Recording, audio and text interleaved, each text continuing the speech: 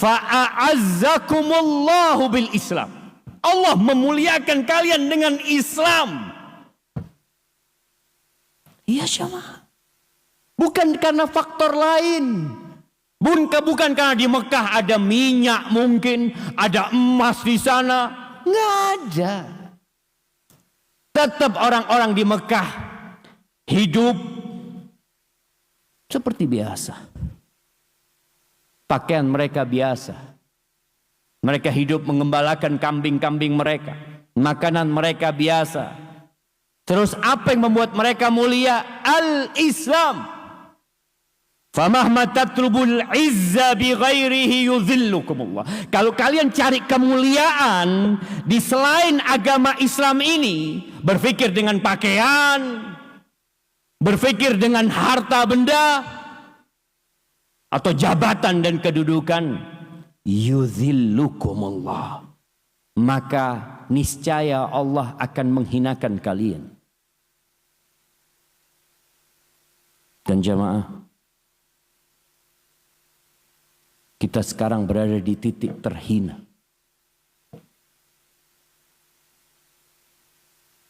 Antum bisa lihat. Hari ini, kemarin, bulan yang lalu, dan tahun lalu juga. Saudara-saudara kita dibantai di Palestina. Dibantai di Gaza. Kita hanya bisa lihat. Kita nggak bisa berbuat apa. Ya kita melihat bangsa-bangsa Arab, pemimpin negara Islam mengadakan pertemuan lagi, terus pertemuan lagi. Dan terus bom-bom itu jatuh dan membunuh saudara-saudara kita. Dan kita nggak bisa berbuat apa-apa. Benar-benar hina katanya. Padahal Allah Azza wa Jal mengatakan al-yawma akmaltu lakum dinakum wa atmamtu alaikum ni'mati wa raditu lakumul Islam dina. Allah mengatakan pada hari ini aku sempurnakan bagi kalian agama kalian. Aku lengkapi untuk kalian nikmatku. Dan aku ridha Islam ini sebagai agama kalian. Bukankah kita kaum muslimin yang seharusnya dimenangkan oleh Allah Azza wa Jalla?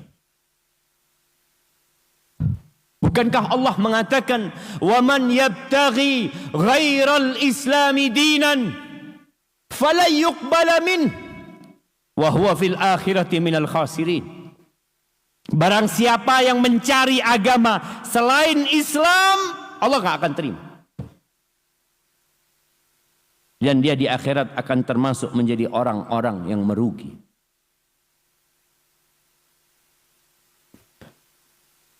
Apa masalahnya? Kok bisa kita terhinakan seperti ini padahal kita umat yang mulia? Kita penyebabnya. Rasul sallallahu alaihi wasallam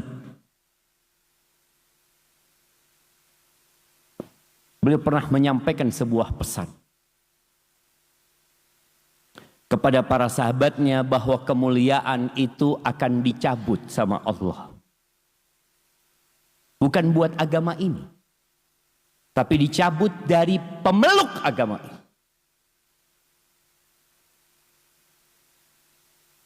Beliau mengatakan alaihi salatu wassalam, "Idza tabaya'tum bil'ina wa akhadtum adhnab al-baqar wa raditum biz-zar' wa taraktumul jihad sallatallahu alaikum dhullan la yanzi'uhu hatta tarji'u ila dinikum." Tetap sumber kemuliaan ini berpegang teguh dengan agama kita. Kalau sistem jual beli kalian itu ina, riba yang terselubung, kalian sibuk dengan ekor-ekor sapi-sapi kalian, dengan peternakan kalian, sibuk dengan perkebunan pertanian kalian. Kalian berada di zona nyaman. Ada satu yang berbahaya buat kita. Namanya itu zona nyaman. Udah enak kayak gini kita. Ngapain kita capek-capek? Dan kalian meninggalkan jihad. Kalian tinggalkan itu jihad. Maka Allah akan menimpakan kepada kalian kehinaan. Siapa yang menimpakan kehinaan? Allah. Bagaimana mungkin kita akan menang kalau kita melawan Allah Azza wa Jalla? Allah akan menimpakan kepada kalian kehinaan. La yanzi'uhu. Allah nggak akan cabut. Sampai kapan? Hatta tarji'u ila dinikum. Sampai kalian kembali kepada agama kalian. Maka ayo. Banggalah kalian dengan agama kalian, jemaah. Bukan berbangga dengan handphonenya. Berbangga dengan pakaiannya, la, dengan agama. Man mata walam yaghzu. Walam yuhaddits nafsahu bil ghazwi. Mata ala syu'batin minan nifaq. Barang siapa yang mati dan dia belum perang, dia berada di zona nyaman. Walam yuhaddits nafsahu bil ghazwi. Niat aja nggak ada di hatinya untuk keluar dari zona nyaman, untuk berjuang, mengorbankan jiwa dan raga dan harta.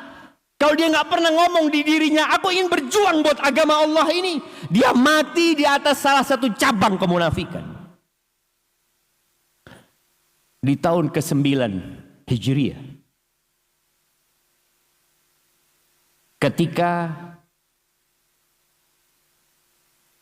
umat Islam sudah menang di Fathu Makkah. Selama ini musuh bebuyutan umat Islam siapa? Orang musyrikin Quraisy. Perang Badar melawan siapa? Orang Quraisy. Perang Uhud melawan siapa? Quraisy. Perang Khandaq melawan siapa? Quraisy. Ketika umat Islam mau umroh di tahun ke-6 Hijriah di Hudaybiyah, siapa yang melarang umat Islam untuk umroh? Orang Quraisy. Sampai di bulan Ramadan tahun 8 Hijriah, Allah Azza wa Jalla memberikan kemenangan kepada umat Islam. Mekah takluk. Mekah menjadi bagian dari negeri Islam. Pulang para sahabat. Sepertinya mereka mau istirahat sudah. Mereka mau kembali ke zona. Ya sudah selesai perang. Capek orang perang itu, jamaah. Mereka ingin istirahat. Tahu-tahu Allah suruh berangkat lagi.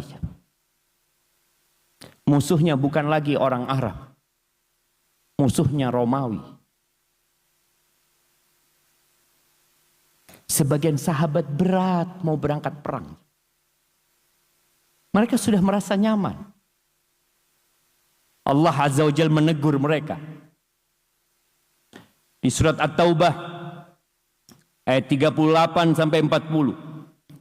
Allah Azza wa Jalla mengatakan, ya ayyuhalladzina amanu ma lakum idza qila lakum unfiru fi sabilillahi tsaqaltum ilal ard. Wahai orang-orang beriman, bayangkan yang dipanggil ini orang-orang beriman yang pada waktu itu adalah sahabat-sahabat Nabi. Yang mereka baru saja keluar dari zona yang susah, kemudian sebentar berada di zona nyaman, baru ada di zona nyaman. Kenapa kalian? Ada apa sama kalian ini? Kalau dikatakan kepada kalian, infiru fi sabilillah, berangkatlah kalian berjuang di jalan Allah Azza wa Jal. Itsaqaltum ilal ard, kalian jadi condong ke bumi. seakan-akan sulit untuk bergerak. Araditum bil hayatid dunya minal akhirah. Oh, kalian udah senang dengan kehidupan dunia ini. Kalian udah lupa sama akhirat. Kalian sudah berpikir mau bersenang-senang di dunia ini, mau meninggalkan akhirat. Fama mata'ul hayatid dunya fil akhirati illa qalil. Kesenangan dunia ini dibandingkan dengan akhirat qalil. Rasul sallallahu alaihi wasallam pernah menyebutkan perbandingan antara dunia dengan akhirat. Seperti seorang yang memasukkan tangannya ke lautan. Hendak dia lihat yang ada di tangannya ini. Ada berapa tetes yang nempel di tangannya. Ini dunia. Ini yang saat ini diperebutkan oleh 8 miliar manusia. Satu tetes itu. Lautan itu akhirat. Araditum bil hayatid dunya minal akhirah. Fama mata'ul hayatid dunya fil akhirati illa qalil. Illa tanfiru. Kalau kalian gak mau berangkat, kalau kalian tidak mau berperang bersama Nabi alaihi salatu wassalam, yu'adzibkum azaban alima. Maka Allah akan memberikan azab kepada kalian dengan azab yang pedih. Terus, wa istabdil qauman ghairakum. Allah gak butuh sama kalian. Allah akan datangkan generasi yang lain. Jamaah, ketahuilah agama ini akan tetap ada. Gerbong Islam ini akan terus berjalan. Ada antum atau tanpa antum. Antum mau naik, antum gak mau naik, gak ada urusan. Wala tadruhu syai'. Kalian tidak akan membahayakan Allah sedikit pun. Akan jalan ini jamaah. Wallahu ala kulli syai'in qadir. Allah Maha Kuasa atas segala sesuatu. Illa tanfiru. Lalu Allah mengatakan illa tansuruhu faqad nasarahullah. Kalian kalau nggak mau menolong Nabi alaihi salatu, Allah sudah nolong nabinya. Tanpa ada kalian.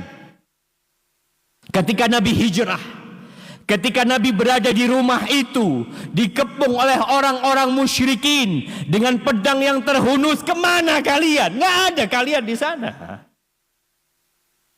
Ketika Nabi berada di dalam gua Thur, berduaan sama Abu Bakar, mengatakan kepada Abu Bakar, la tahzan, innallaha ma'ana. Kemana kalian? Nggak ada kalian pada waktu itu.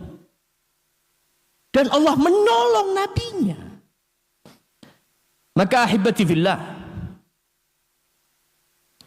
tolong kembali ke agama ini. Nih santri-santri yang mau pulang. Ya, kalian akan pulang liburan. Kalian sudah punya rencana masing-masing. Maka tolong tunjukkan bahwa engkau seorang muslim. Kepada siapa? Kepada siapapun di sana. Kalau orang melihat dirimu, hadza muslim. Ini muslim. Anda ingat dengan kisah seorang pemuda di negara kafir sana, entah di Eropa atau di Amerika. Dia masuk ke lift apartemennya, tahu-tahu masuk seorang wanita dengan riasan yang menor, ya, dengan pakaian yang mini. Pemuda ini menundukkan pandangannya. Maka perempuan itu jadi risih. Kenapa kok nggak dilihat dia? Antum kalau ada perempuan lewat, cantik, apa yang antum lakukan? Menundukkan pandangan. Niat, Ustaz. Nanti kejadiannya wallahu alam. Semoga niat baik antum. Ini pemuda ditegur sama perempuan ini. Engkau kok nggak lihat aku? Aku sudah bersolek seperti ini. Engkau malah menundukkan pandanganmu. Apa kata pemuda ini? I'm sorry, I'm Muslim. I'm Muslim. Berani antum tunjukkan, ana Muslim. Tunjukkan di jalanan sana. Muslim itu menebarkan salam. Nah, Muslim itu berakhlak mulia. Tunjukkan adab-adab yang menghormati orang lain. Laisa minna man lam yarham saghirana wa lam yuwaqqir kabirana. Bukan termasuk dari golonganku, dari umat Islam ini, orang yang tidak menyayangi yang kecil dan tidak menghormati yang besar. Man ghasya falaysa minna. Yang melakukan tipuan, yang mengurangi timbangan, itu bukan dari golongan kita. Maka tunjukkan antum. Ahibati fillah, ada sebuah kisah yang diriwayatkan oleh Hakim bin Hizam. Ya, Hakim bin Hizam ini masih kerabatnya Khadijah radhiyallahu taala anha. Dia cinta sekali sama Nabi kita Muhammad alaihi salatu wasallam walaupun dia kafir. Nanti dia masuk Islam. Suatu hari ketika dia jalan ke pasar, dia ngelihat di pasar itu ada pakaian yang mahal sekali, yang bagus, tapi bekas. Tanyalah Hakim kepada penjual, hullatu man hadhihi? Ini bajunya siapa? Hulla itu kalau nggak salah pakaian yang seragam, ya, atas bawah. Kata penjualnya, hullatu Dhi Yazan Malikil Yaman. Ini pakaiannya Dhu Yazan atau Dhi Yazan, Raja Yaman. Udah mati itu raja. Pakaiannya dijual di pasar. Fashtaraha Hakim bi 50 dinaran. Hakim beli baju itu seharga 50 dinar. 50 dinar itu berapa coba? 50 kali 4/4. Ya, berarti 12,5 gram emas. Kalau harga emas itu 1 juta, harga baju itu 212.500.000. Bayangin, beli baju 200, sekarang emas harganya 1.300.000. Itu kalau dihitung, jadi berapa kalau dihitung 1.300.000? Ada yang tahu? Sudah nggak ngerti matematika, karena biasa pakai kalkulator. Nah, sebagian kita akalnya sudah nggak dipakai. Taib, beli seharga tadi kira-kira ya 300 jutaan dia beli. Tsumma dhahaba wa ahdaha lin Nabi sallallahu alaihi wasallam. Kemudian dia berangkat menghadiahkan baju itu kepada Nabi alaihi salatu wasallam. Dipakai sama Nabi SAW ketika beliau naik mimbar khutbah. Fama ru'iyat hullatun ajmal minha wa hiya ala Rasulillah sallallahu alaihi wasallam. Enggak pernah dilihat ya pakaian yang lebih baik dari baju itu, apalagi yang pakai siapa?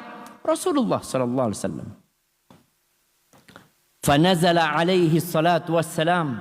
Beliau turun dari mimbar, baju itu dikasihkan kepada Usama bin Zaid bin Harithah. Ini kekasihnya Nabi sallallahu alaihi wasallam.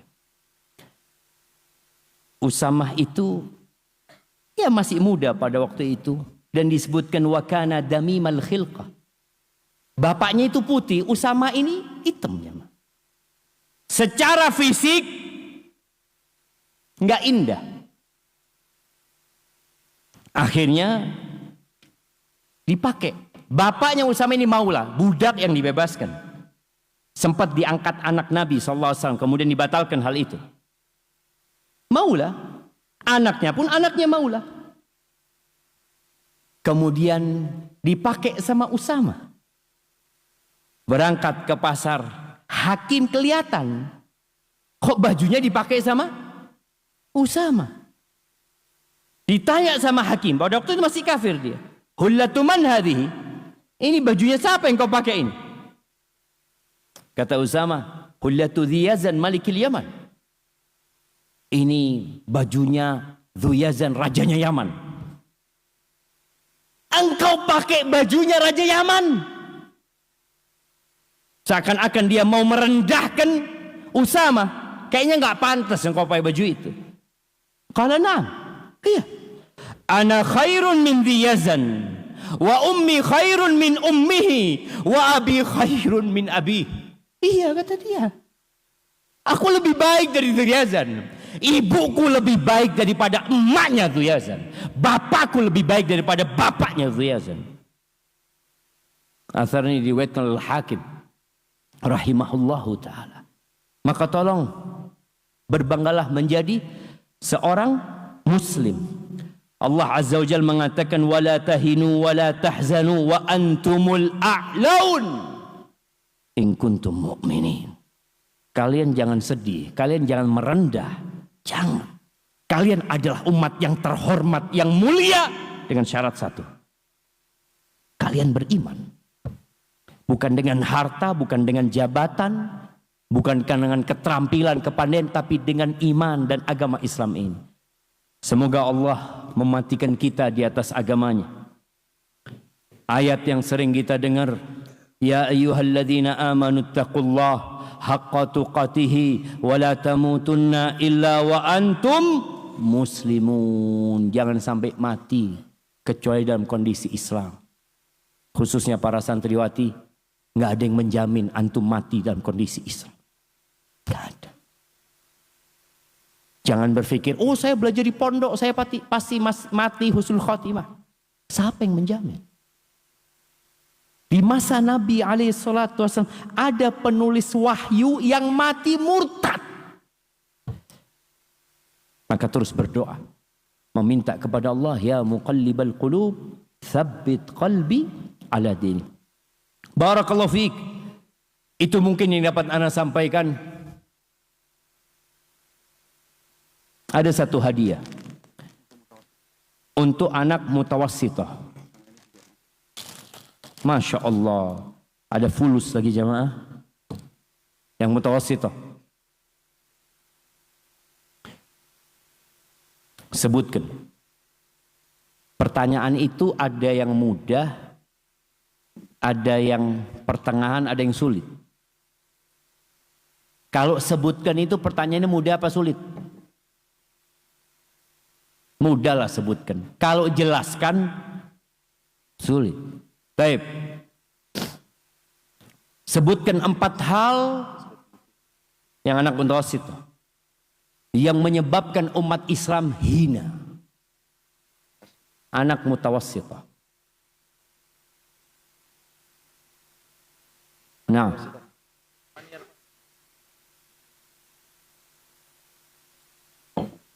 4 hal. Assalamualaikum warahmatullahi wabarakatuh. Waalaikumsalam warahmatullahi wabarakatuh. Izin Bapak Ustaz. Pertama, Nama antum siapa? Wafik. Wafiq. Min aina ya Wafiq? Jogja. Jogja, Masya Allah. Barakallahu fiik. Tafadhal ya Wafiq. Pertama, Bismillah. meninggalkan jihad. Yang terakhir meninggalkan jihad. 2, terlalu menggunakan harta riba. Iya, bermuamalah dengan sistem riba tadi yang terselubung. Naam. Terlalu fokus dengan pekerjaan sampai melupakan agama. Masya Allah, sibuk dengan pertaniannya, sibuk dengan peternakannya, ya. Berada di zona nyaman. Masya Allah, barakallahu fikum. Cukup bajunya? Cukup nggak kira-kira? Dicoba nanti. Masya Allah.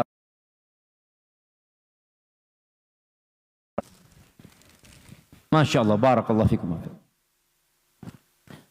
Pertanyaannya, perang Badar umat Islam menang. Padahal jumlahnya sedikit. Belum pertanyaannya. Perang Uhud kalah. Padahal di situ ada Rasulullah SAW. Di situ ada Umar. Di situ ada Utsman. Di situ ada Ali. Kenapa kok kalah? Nah, tafadhal. Mutawassit. Mutawasid pertanyaannya. Ini mutawasid. Nah, maju ke depan.